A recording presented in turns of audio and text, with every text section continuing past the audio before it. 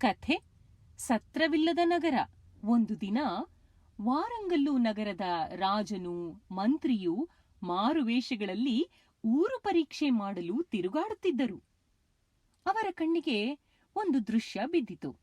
ಅದೇನೆಂದರೆ, ಬೇರೆ ದೇಶದಿಂದ ವ್ಯಾಪಾರಕ್ಕಾಗಿ ಬಂದ ಇಬ್ಬರು ವರ್ತಕರು ದಾರಿಯಲ್ಲಿ ಹೋಗುವವರನ್ನು ನೋಡಿ, ಅಯ್ಯ, ಈ ನಗರದಲ್ಲಿ ನಮ್ಮಂಥವರು ತಂಗಿಕೊಳ್ಳಲು ಧರ್ಮಶಾಲೆ ಎಲ್ಲಿದೆ ಎಂದು ಕೇಳಿದರು.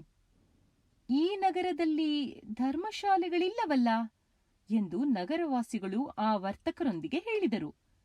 ವರ್ತಕರು ಆಶ್ಚರ್ಯದಿಂದ, ಇಷ್ಟು ದೊಡ್ಡ ನಗರದಲ್ಲಿ ಪ್ರಯಾಣಿಕರಿಗೆ ಒಂದು ಸತ್ರವಿಲ್ಲವೆಂದರೆ ಇಲ್ಲಿಯ ಪರಿಪಾಲನೆ ಚಂದವೆಂಥದೋ ಎಂದು ಅವಹೇಳನೆಯಿಂದ ಉದ್ಗರಿಸಿದರು. ಆ ದಾರಿಯಾಗಿ ಬರುತ್ತಿದ್ದ ರಾಜಭಟನು ನಿಂತು ವರ್ತಕರ ಮಾತನ್ನು ಕೇಳಿ, ಅಯ್ಯ, ಪರದೇಶದವರಿಗೆ ಸತ್ರಗಳಲ್ಲೆಲ್ಲ ಸೌಕರ್ಯವೂ ಸರಿಯಾಗಲಾರದೆಂದುಕೊಂಡು ನಮ್ಮ ರಾಜರು ಪ್ರಯಾಣಿಕರಿಗೆ ತಮ್ಮ ಭಟರ ಮನೆಗಳಲ್ಲಿಯೇ ತಂಗುವ ಏರ್ಪಾಟು ನಡೆಯುವಂತೆ ನಿಯಮಿಸಿದ್ದಾರೆ.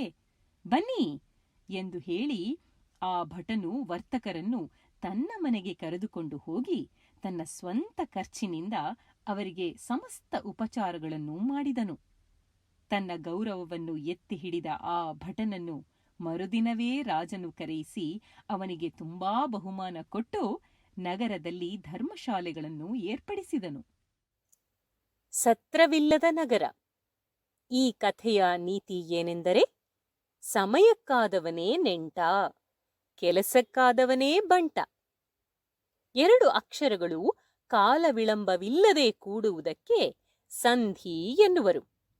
ಸಂಧಿಗಳಲ್ಲಿ ಎರಡು ವಿಧಗಳು, ಸ್ವರ ಸಂಧಿ ಮತ್ತು ವ್ಯಂಜನ ಸಂಧಿ. ಕನ್ನಡ ಸಂಧಿಗಳಲ್ಲಿ 3 ಪ್ರಕಾರಗಳು: ಲೋಪ, ಆಗಮ, ಆದೇಶ ಸಂಧಿಗಳು. ಈ ಕಥೆಯಲ್ಲಿ ಬಂದಿರುವ ಸಂಧಿಗಳನ್ನ ನೋಡೋಣ.